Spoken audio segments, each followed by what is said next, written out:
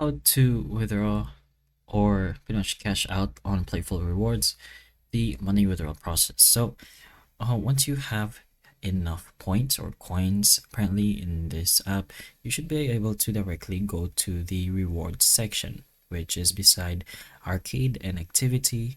Once you're in the rewards, it will choose or show you the available options you can cash out or get your money. So for now, one of the only options is PayPal. So if you do have a PayPal account, then that's good, since that is your only option. So just go ahead and press on that, and as you can see, you will be able to find whichever options you have. So the lowest one should be the one on the highest, and the highest amount should be in the very bottom. But just go ahead and choose whichever option you have, since it is a point system.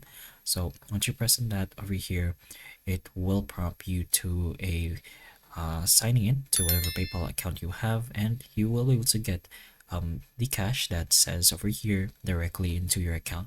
And of course, if you have enough points or coins and whatever reward system Playful rewards have. But that's pretty much the cash out process in Playful rewards. So hopefully the information of this video can help you, and if it can, please like and subscribe for more videos like this, and that's all.